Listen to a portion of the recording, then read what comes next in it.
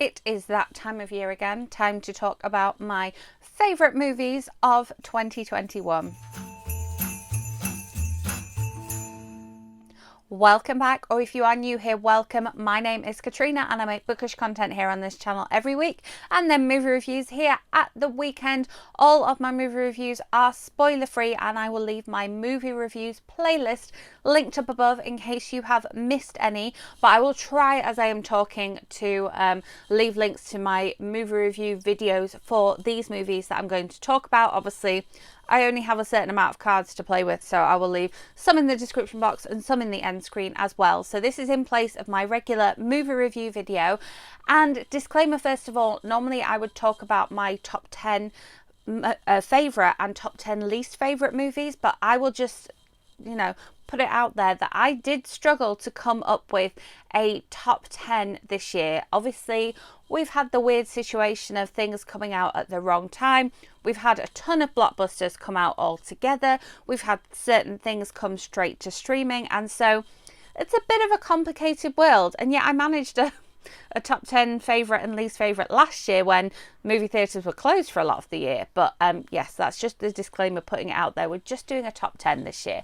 So my first three will come as no surprise and are all from the same studio. So first of all, these are in no particular order. I've just basically gone through my movie reviews and gone, oh yeah, love that one, love that one. Any that I went to see more than once will obviously be on here as well. So first of all, we have Spider-Man No Way Home. I went to see this again the other day in IMAX for my birthday.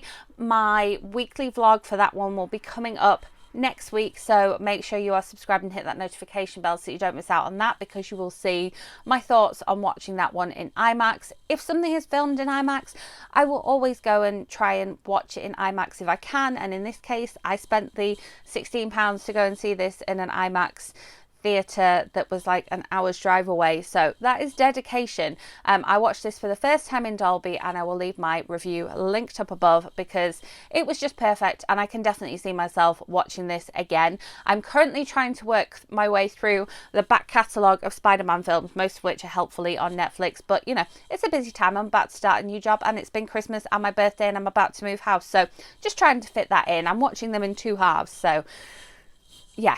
Then sticking with Marvel, let's face it, I am going with Black Widow next. Unfortunately, I was due to go and see this one again in theatres, so I would have gone and seen this one twice and I would have seen it in Dolby and IMAX, just like the aforementioned Spider-Man. I did have a full ticket to go and see it in IMAX, booked my seat and everything, and then right before we moved, I wasn't very well. I was getting tested for COVID anyway to move, so I knew it wasn't COVID. I was just really unwell from all the stress of everything.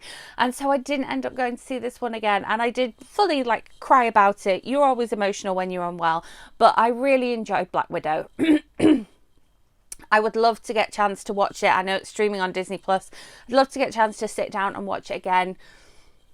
Maybe when we get to February, I will do that. We'll see. I might start this new job and it's a walk in the park, but yeah, I'm a teacher. It's not going to be, let's face it. But yeah, I loved Black Widow. I loved the addition of Florence Pugh to the family. And I have thoughts on Hawkeye. So I will possibly film you a bonus sort of movie review thing of Hawkeye, because it's festive and fun and Marvel, and I believe she pops up in that, but as I am filming this I haven't watched the full series yet, so we'll get there. But yes, Black Widow, I will leave my movie review for that one linked up above in case you missed out on that one, and then we'll just go on to the next Marvel film that I did actually enjoy, and that is Shangqi and the Legend of the Ten Rings. I think one of the things that I liked about this one, just putting out there, I also saw this one in Dolby and I would fully rewatch this one on Disney Plus. I think the thing that I liked about this one was that it wasn't like Black Widow. It was different from Black Widow in that the violence or the fighting scenes were very much martial arts based and not guns and a lot of violence. I don't know how to put that. I put it better in my movie review video, so if you haven't seen that one, I will leave that one linked up above. as well. And I will try and leave all of these linked in the description box too. But basically, I was surprised because I hadn't seen a lot of trailers for this one. I hadn't heard a lot of hype about it. It was, you know, following on from Black Widow. Black Widow came out, when was it? Beginning of July. It was beginning of July because, yeah, I went to see it in amongst moving because that movie review video had empty shelves behind me. I remember now. Beginning of July. Crazy. And then this one came out in September, and again, saw it in Dolby, did the full experience, and I really did enjoy it. And I thought that after Black Widow it would be a letdown, but I did like it, and I liked the dynamic of the different characters in this one, and I didn't expect to say that as well. So it was great, and I really recommend it. And yeah, Black Widow and Shangqi you can stream on Disney Plus, so if you haven't seen them, highly recommend them. Then another one I watched twice in cinemas, and I am about to watch again on TV with my mum, literally tonight as I'm filming this. This is, of course, In the Heights. I compared this one, seeing it in, now did I go and see it in IMAX and Dolby? I can't remember now. I compared different formats of it, and then I went to see it at a dine-in theatre with my friend as well. So did I go and see it in all three formats?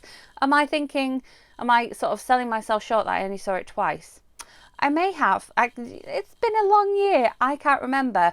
But I just adored this musical. I think that if you are a fan of the stage show or you are a fan of Hamilton, obviously you will come to this musical with sort of additional knowledge, and apparently there are lots and lots of Hamilton Easter eggs in there. I caught a couple because I've only seen the Disney Plus version of Hamilton. I have never seen it on stage, but being Lin-Manuel Miranda, you know there was going to be Easter eggs in there. But I just adored this one. It was feel good, it was perfect for summer, it was worth the wait. You know, it's one of those that I'd seen trailers for so long before I actually managed to see it. It was just fantastic and feel good, and there's a reason why I went to see it so many times in the cinema, and why I've like carved out a specific amount of time this evening to sit down and watch it on the TV downstairs with mum.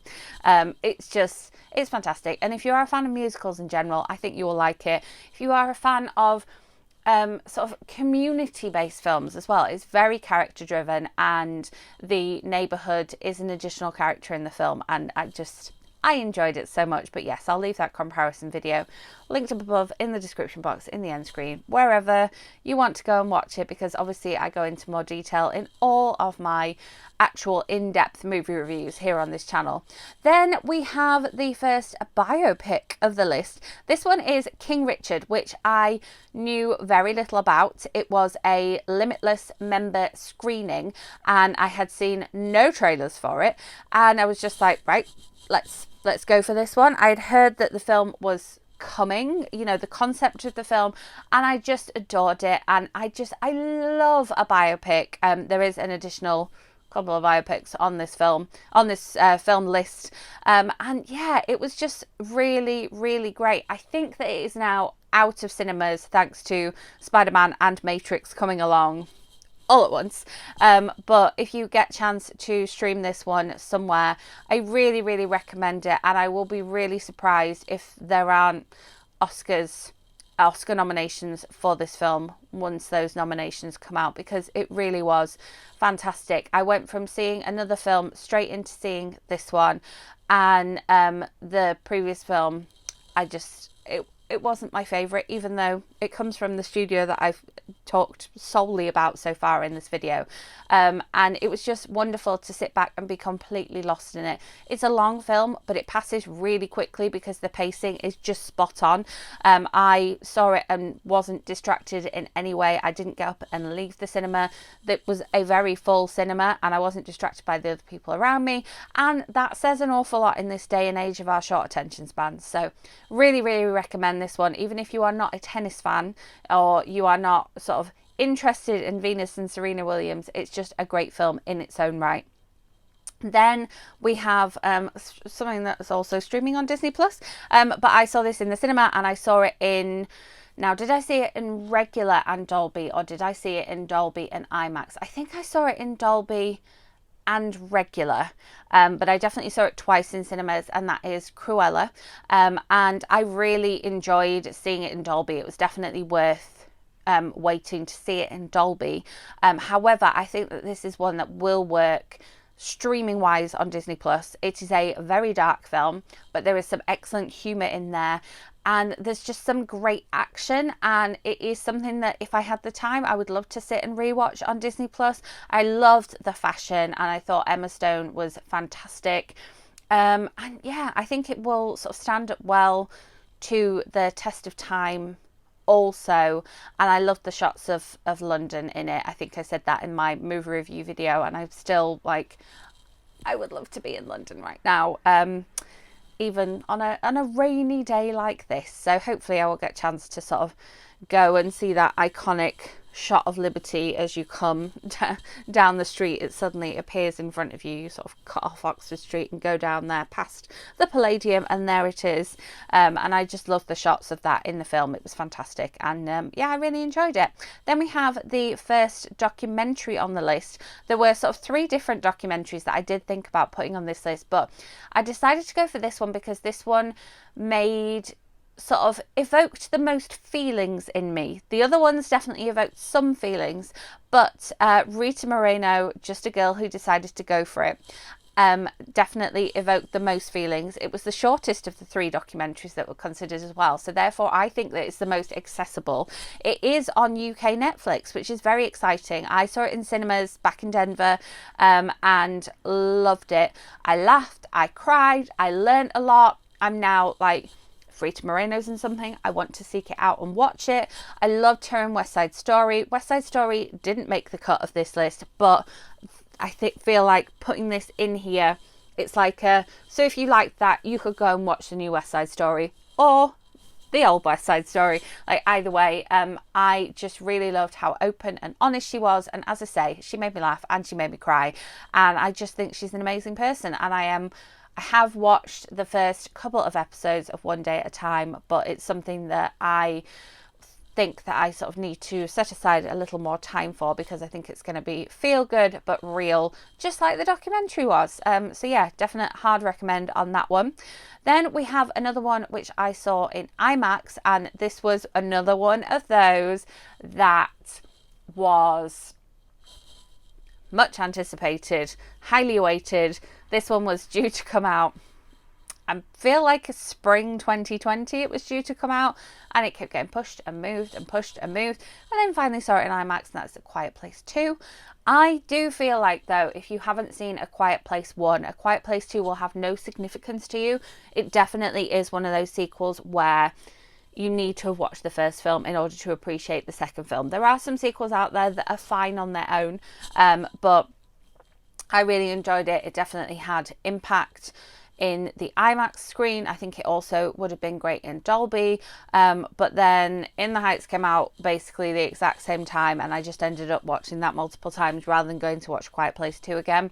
But I definitely think it was worth the wait, and I definitely enjoyed it. However, I do feel like it is a sequel where you have to have seen the first one, so I'm not sitting here and saying A Quiet Place 2 was great, go and watch it now. If you haven't seen A Quiet Place 1, watch them together, watch them back to back. I just thought they were amazing, and I loved the sort of the girl power in A Quiet Place 2. That was one thing that definitely stuck with me, and one thing that sort of elevated it onto this list. Then we have another biopic, and this was the first film that I saw with my Limitless membership in the UK, so that's exciting. And this is Respect, which stars Jennifer Hudson as Aretha Franklin, and it's just, again, I learned quite a lot in this film, and I don't think you necessarily have to have been an Aretha Franklin fan in order to enjoy Jennifer Hudson's performance, or in order to enjoy the general arc of the film. It's definitely darker than I expected it to be, and there was, I think, less music than I expected as well. However, I think this one would definitely benefit from a rewatch, and so I will be streaming it at some point, because it was in the cinema for about 2 seconds and then it was gone, and so I think that this is an underrated one of 2021. Again, I could see Oscar nominations happening here, but I'm not sure whether it came out, because it came out mid-September, which is quite early for Oscar nominations. I wonder if something went on and it got pushed further back, or it was supposed to come out for Oscars last year and then it got pushed. Let me know in comments if you know what happened there. And then finally, number 10 is another underrated one. I made a movie review video about films that surprised me. There was one film that surprised me because I thought I was going to like it way more than I did, and then this film surprised me because I thought I wasn't going to like it as much as I did. I was like fully had a backup plan of what I was going to do if I left the cinema, but it was at that sort of midpoint May, June time where there wasn't a lot of films out to see, and so I was kind of out of options. And then it came along and surprised me, and I loved it, and I highly recommend it if you haven't seen it. This is 12 Mighty Orphans. It stars Luke Wilson, and is about him going to this orphanage as a teacher and taking over the football team, teaching them how to play football. And it's a triumphant, like, underdog story. We love an underdog story, and apparently I enjoy a sports movie that's a bit of an underdog story as well, because I watched Dream Horse, I watched this one, and I watched Space Jam. And I don't watch sport, but all of them are like sports based movies. Obviously 2 of them are based on true stories. Space Jam isn't. That's a surprise, isn't it? You didn't know that information. And yeah, I just really enjoyed it. I thought Luke Wilson was fantastic. I thought everyone else in it was fantastic as well.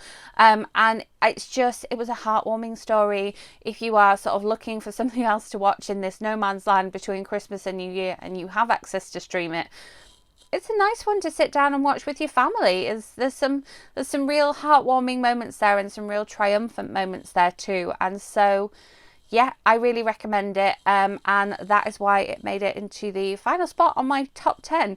As I say, these were in no particular order. I will leave as many reviews linked up above and then in the end screen as I can, but they are all on my movie reviews playlist, and I will leave them in the description box as well. Let me know in the comments what made it onto your list, and also let me know what 2022 movies I should be booking tickets for in the cinemas, ready to go and see, and bring the movie reviews here to you.